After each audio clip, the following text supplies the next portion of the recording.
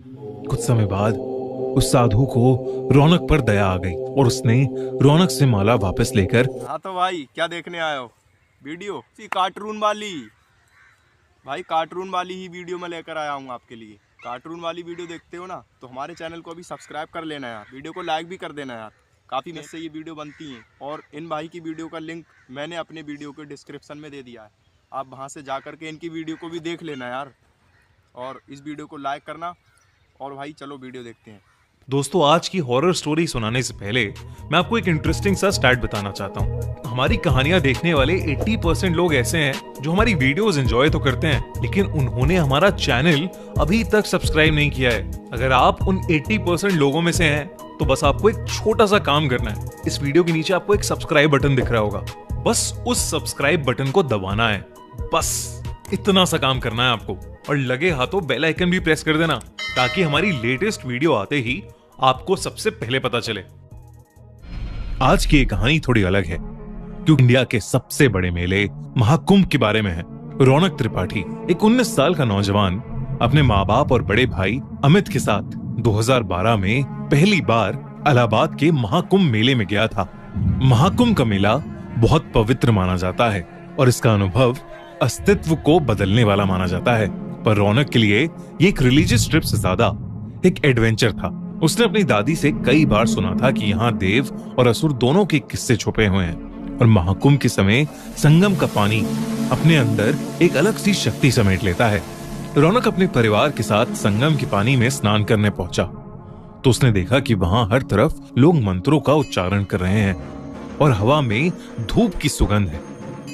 स्नान करते वक्त रौनक ने एक अजीब सी गर्मी महसूस की, जैसे उसके आसपास का पानी उबल रहा हो। उसने ये बात अपने भाई अमित को बताई, लेकिन अमित ने हंस के बोला, ये तेरी इमेजिनेशन है रौनक, संगम का पानी पवित्र होता है। लेकिन रौनक का मन बेचैन होने लगा था। शाम के वक्त पूरे परिवार ने मेले में घूमने का प्लान बनाया। हर तरफ साधु और संतों की भीड़ थी।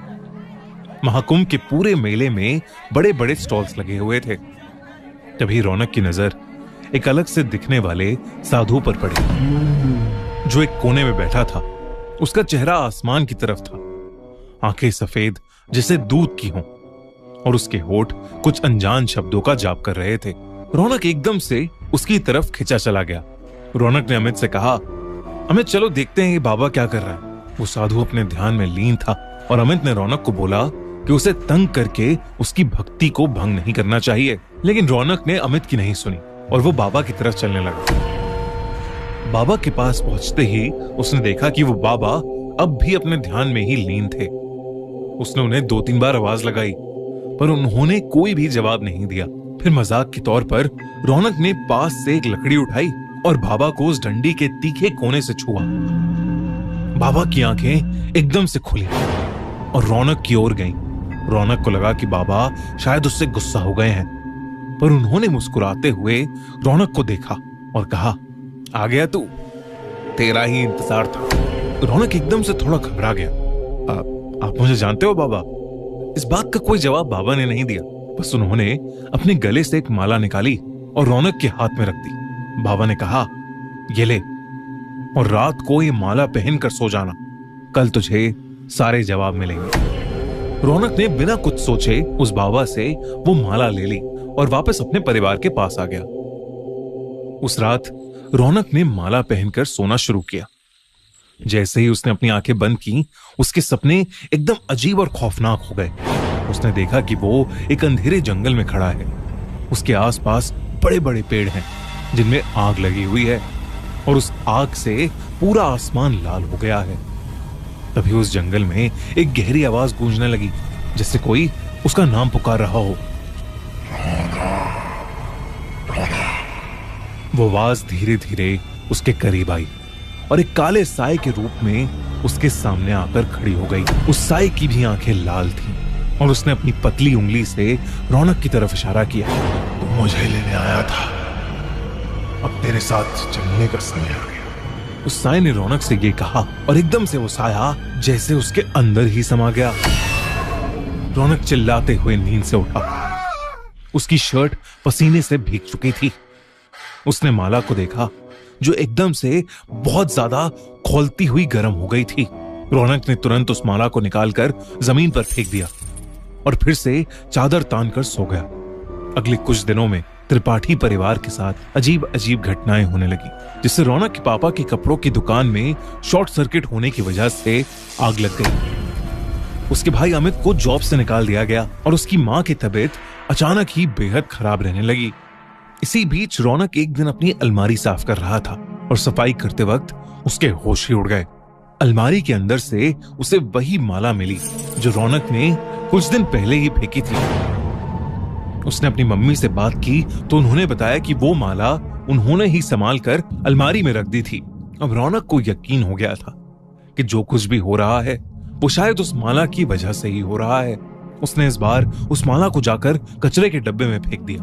अगले दिन रौनक अपने रूम में लैपटॉप पर कोई टीवी शो देख रहा था। तभी उसे ऐसा महसूस हुआ जैसे उसके ठीक पीछे कोई खड़ा है। रौनक ने पीछे मुड़कर देखा पर वहां कोई नहीं था, लेकिन जैसे ही रौनक ने वापस मुड़कर देखा, उसके कमरे के एक कोने में वही लाल आंखों वाला काला साया खड़ा था जो रौनक के सपने में आया था। उसे देखकर रौनक इतना डर गया था कि उसकी आवाज ही नहीं निकल रही थी। वो काला साया धीरे धीरे रौनक के करीब आया और बोला, संगम, वापस आ जा। रौनक चिल्लाते हुए अपने भाई के रूम में भागा और घबराते हुए अमित से बोला, अमित, वो साया वापस आ गया है और वो मुझे संगम बुला रहा है। अमित को रौनक की बात समझ नहीं आई। उसने उसे समझाया कि ये सब रौनक का वहम है और वो उसे कल सुबह मंदिर ले जाएगा, जिससे शायद उसका डर दूर हो जाएगा। पर रौनक उस रात सहम गया था। अगले दिन सुबह वो बिना किसी को बताए बस में बैठकर इलाहाबाद के लिए निकल गया। बस रात को चाय पीने के लिए रुकी। चाय पीकर जैसे ही रौनक ने वॉलेट निकालने के लिए अपना बैग खोला, उसकी रूह कांप गई। रौनक के बैग में वही माला पड़ी हुई थी। रौनक ने एक लंबी सांस ली और खुद को समझाया कि वो महाकुंभ जाकर उसी बाबा से मिलेगा और सब कुछ ठीक कर लेगा, और वो पैसे देकर बस में जाकर बैठ गया।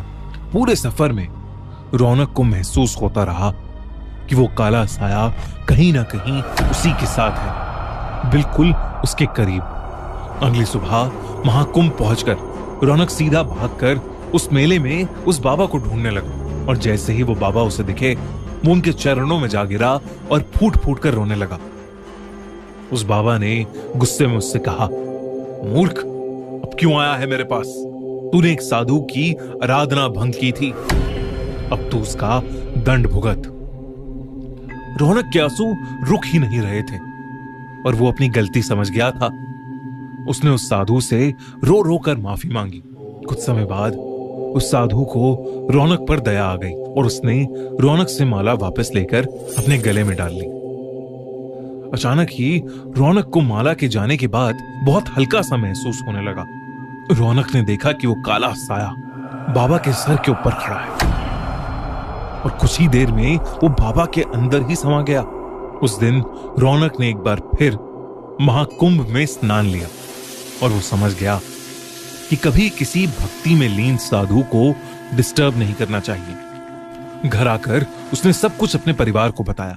धीरे धीरे उसके परिवार पर आई प्रॉब्लम्स भी दूर होती चली गईं। रौनक और उसकी फैमिली इस साल प्रयागराज में हो रहे महाकुंभ में फिर से जा रही है। आप में से कितने लोग महाकुंभ के बारे में जानते हैं, और अगर हाँ तो कितने लोग महाकुंभ में जाने का प्लान कर रहे हैं? हमें कमेंट सेक्शन में जरूर बताइए।